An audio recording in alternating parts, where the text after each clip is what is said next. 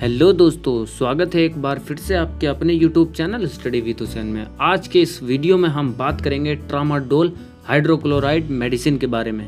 इस मेडिसिन का इस्तेमाल कब करना चाहिए, कब नहीं करना चाहिए, इसके साइड इफ़ेक्ट के बारे में, इसके कॉन्ट्राइंडिकेशन के बारे में।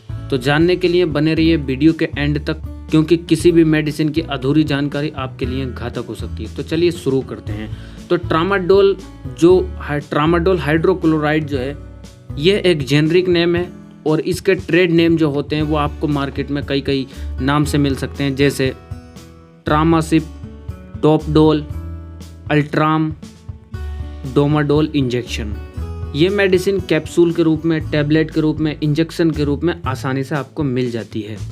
यह मेडिसिन एक तरह की ओपोइड एनाल्जेसिक मेडिसिन होती है। ये एक पेन किलर है जो सेंट्रल नर्वस सिस्टम पर एक्ट करती है और पेन को रिलीव करने में मदद करती है। यह मॉडरेट पेन यानी कि हल्का पेन, सीवर पेन यानी कि बहुत ज़्यादा तेज़ दर्द होता है, उसके लिए ये इस्तेमाल की जाती है। यानी इस मेडिसिन के अंदर इतनी पावर होती है कि ये बहुत तेज़ दर्द को भी कंट्रोल कर देती है। ये लगभग 1 घंटे में अपना काम करना शुरू करती है। अब अगर हम इसके यूजेस के बारे में बात करें तो ये फाइब्रोमाइल्जिया में यूज़ की जाती है। फाइब्रोमाइल्जिया एक बीमारी, मतलब ये जो है फाइब्रोमाइल्जिया में मरीज़ के जॉइंट में बहुत तेज़ दर्द होता है तो उसको फाइब्रोमाइल्जिया बोलते हैं। ये आपको टूथ पेन के लिए भी यूज़ की जाती है, हेडेक के लिए भी यूज़ की जाती है, और किसी तरह का अगर एक्सीडेंट हो जाता है तो उसमें बहुत ज़्यादा पेन हो रहा होता है तो उसमें ये यूज़ की जाती है। आपके कमर में अगर दर्द हो रहा होता है तो उसके लिए भी ये यूज़ की जाती है।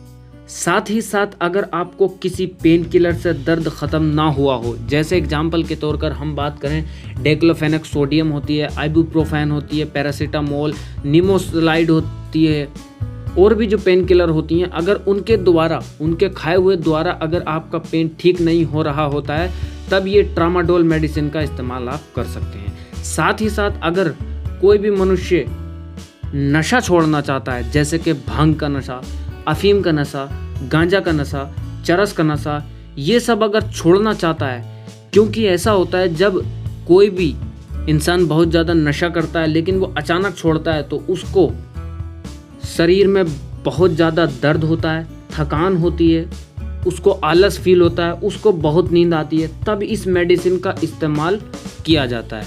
नशे को छुड़ाने के लिए ये मेडिसिन बहुत ही इम्पोर्टेंट है।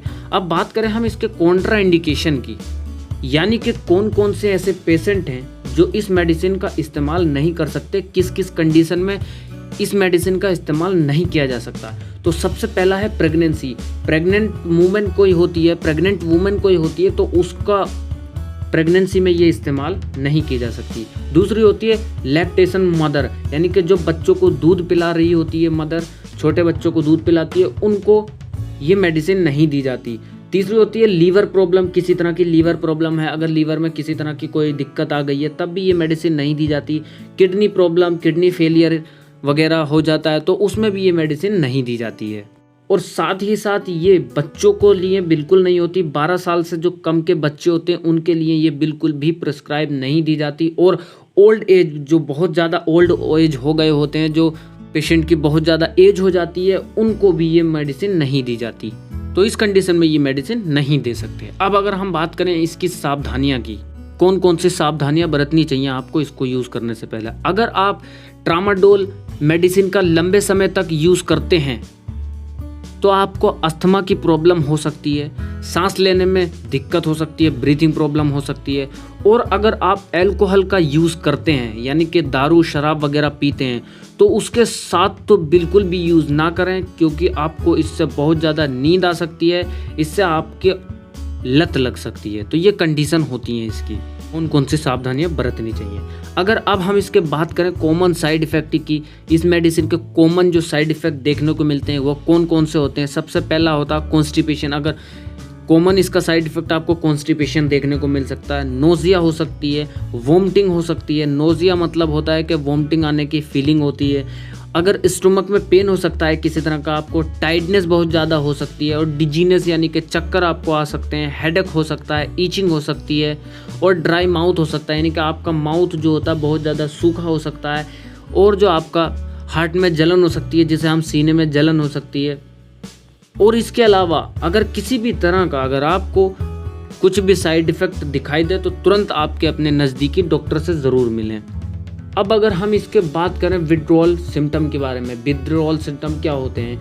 अगर आप लंबे समय तक यूज़ कर रहे हैं ट्रामाडोल मेडिसिन का और अचानक बंद कर देते हैं तो आपके शरीर में जो होता है सुन्नी पैदा होने लगती है और आपका शरीर कँपकपाने लगता है, कन्फ्यूजन हो जाती है, सीवर हेलुसिनेस हो सकती है, चिड़चिड़ापन आपको हो सकता है, गुस्सा आपको बहुत जल्दी आ सकता है। तो ये कुछ कंडीशन होती हैं जो अचानक ये मेडिसिन लंबे समय तक यूज़ कर रहे होते हैं और अचानक छोड़ देते हैं। तो इसको हल्के हल्के मेडिसिन को छोड़ा जाता है। जैसे प्रॉपरली आप डोज ले रहे हैं तो उसकी आधी की जाती है, फिर आधी में से आधी की जाती है, फिर हल्के हल्के इस डोज को छोड़ा जाता है। अब अगर हम बात करें कि इसकी डोज की, कि इसकी डोज कितनी देनी चाहिए पेशेंट को, अगर ये मेडिसिन प्रिस्क्राइब की जा रही है, कोई भी डॉक्टर अगर इस मेडिसिन को प्रिस्क्राइब कर रहा है तो कितनी डोज इसकी होनी चाहिए।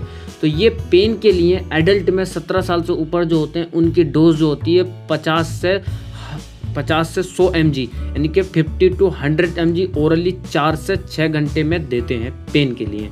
मैक्सिमम जो इसकी डोज होती है, जो इसकी ज़्यादा डोज होती है वो 400 mg होनी चाहिए 24 घंटे में, यानी कि एक दिन में 400 mg होनी चाहिए, उससे ज़्यादा नहीं होना चाहिए क्योंकि उससे ज़्यादा आपको बहुत ही ज़्यादा इससे नुकसान देखने को मिल सकते हैं। यह मेडिसिन पीडियाट्रिक पेशेंट यानी कि बच्चों के लिए बिल्कुल भी उपयोग लायक नहीं है। ये बच्चों को मेडिसिन हम किसी भी हालत में नहीं दे सकते क्योंकि इससे बहुत ज़्यादा नुकसान बच्चों में देखने को मिल सकता है। किसी भी मेडिसिन का इस्तेमाल बिना डॉक्टर की सलाह के आप बिल्कुल भी ना करें क्योंकि इससे बहुत ज़्यादा साइड इफ़ेक्ट हो सकते हैं। हम आपको मेडिसिन के बारे में बताते हैं कि कौन सी मेडिसिन किन किन कंडीशन में यूज़ की जाती है। तो कोई भी मेडिसिन का इस्तेमाल बिना डॉक्टर की सलाह के ना लें।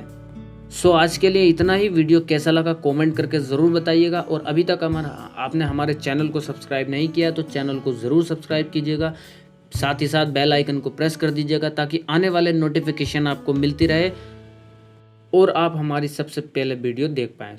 Thank you for watching.